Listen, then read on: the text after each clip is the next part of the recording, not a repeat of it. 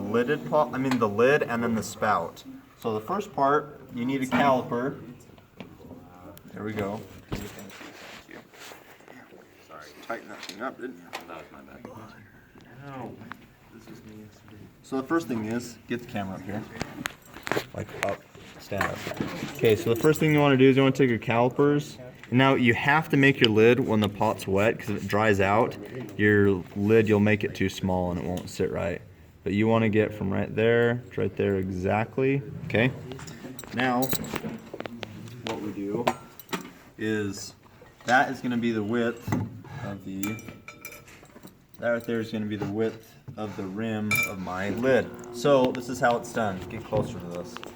Okay, so I'm going to push down on this. I'm going to make sure this top is centered. And then what I do is I'll take my thumb or my finger or my knuckle, it doesn't matter, and you'll push down on the outside of it. Like this. Okay? So I push down on the maybe 2/3 in. And what that's going to do is this section here is going to be the lid, and this is going to be the rim of it. So I'm going to grab this part, squeeze in, and then I'll take this and I'll try to center that the best I can.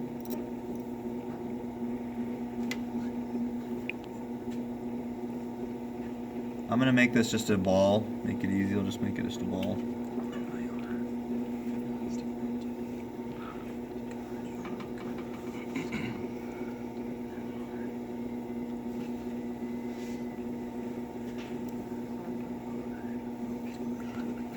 Basic shape that I want, and then I'll measure it. So okay, I need to go out just a little farther. And what I'll do is I'll take my middle rib, push down,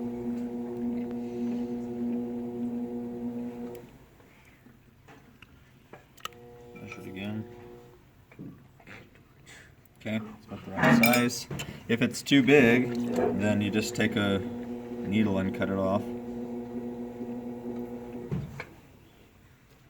Take a piece of plastic, remove it.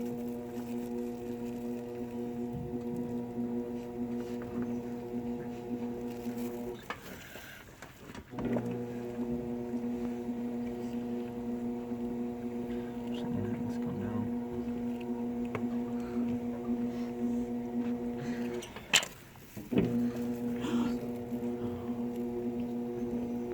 Okay. That. It's about the right size. And then I like to use a red rubber rib for this part just because it bends easier.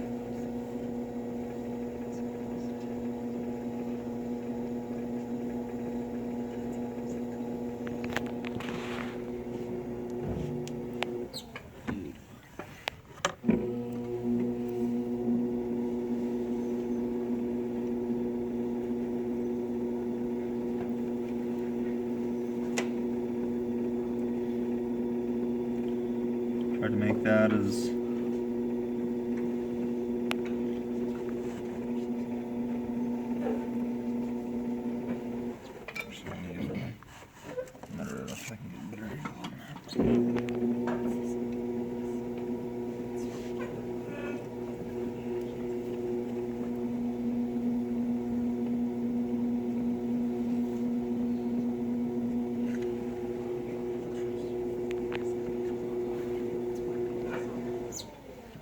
okay, it's close enough. I'm just going to put that in just a little more, put a little hard angle, and that's my lid. Now at this time it is appropriate to use a torch because you don't want to ruin it to take it off. So I'll take my torch, burn this just for a minute.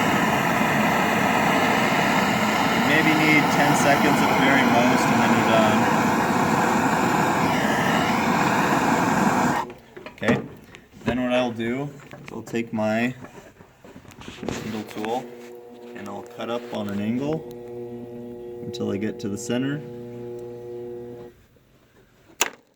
Once the stops moving, I'll grab the rim And I'll spin it until it pops off. Take my fingers underneath, and Your hands aren't clean. that's gonna look good. Okay, now for the spout. The way that we make a spout, you have to determine what kind of spout you want to make. I'm gonna go ahead and so you want to center the top of your cone again. I'm gonna push down. Maybe about an inch, and then I'll pull out so it's flat on the bottom, just like a little mini cylinder. Get it wet, and then I'm gonna push in on an angle, so it's like that. You can make your spout angled, you can have it go straight up, you can have swirls in it, you can make it however you want.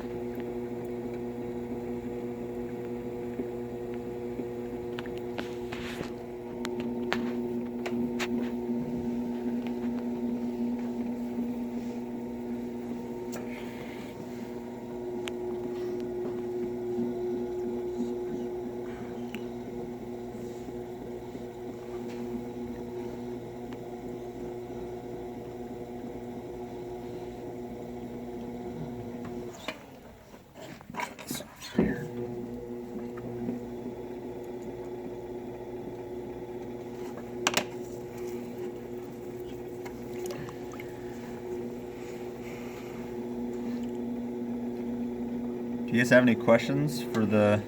How do you put the bend in it if you want it to like go up like this? Okay, that's a great question. So I had a very, very intelligent student just ask me a question. It's his birthday too. He's single. Anyways, so if you want this to be bent up like this, it's like have it curved up like this for your teapot, or curved down. You let this get a little bit harder and then you bend it. Or you could do it right now, but you don't want it to be, you just want to make sure that there's no water on the outside before you bend it. So, all How right. do you make it so that water doesn't run back down the spout? It just pours out. What do you mean runs back down? Like sometimes when you're like pouring out a cup, the water will like come back down and run down it. That's why you make a spout. That's why you put a spout on it. I don't know how to answer that question. That probably. That's one of the ways that you know if you made a good spout or not, though. Non-intelligent student question right there. Yeah, not intelligent. Just kidding. That was probably my best student. Well, thank you. Who's a sophomore. It's like, I'm not a sophomore, I'm a junior. All right, so.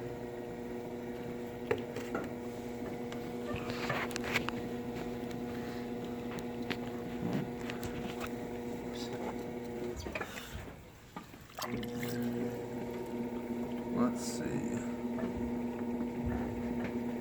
So I want this thing to be actually, I want this to look like a ball at the bottom of it.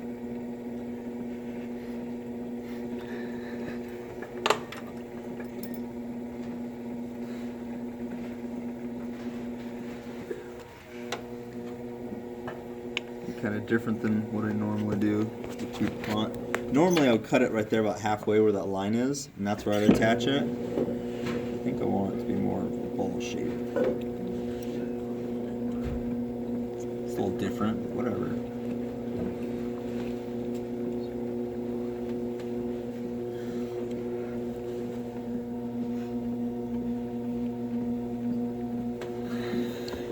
Got about 4 more minutes.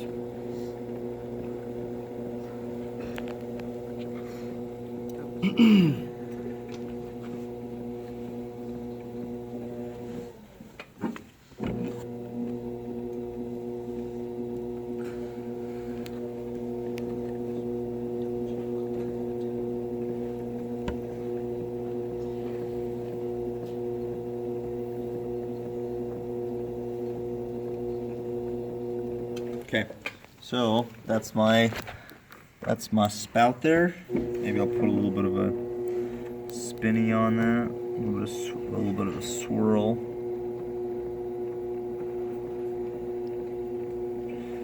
here. Actually, let me do this and have it more pronounced.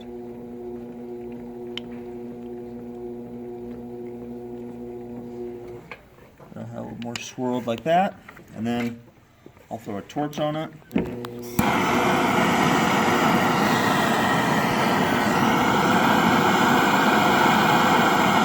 take very long, especially if it's really, really thin. The thinner your project, the faster they dry.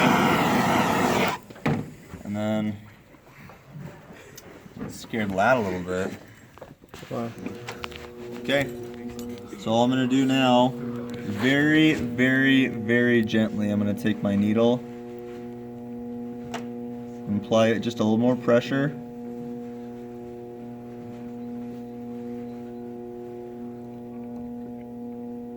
Until I bust through, and then I stop it. And then you want to make sure you have really, really clean hands when you do this. So that make sure the tips of my hands are clean. And that right there, so probably I could either do it right there or right there, whatever I like more. And then there's the lid.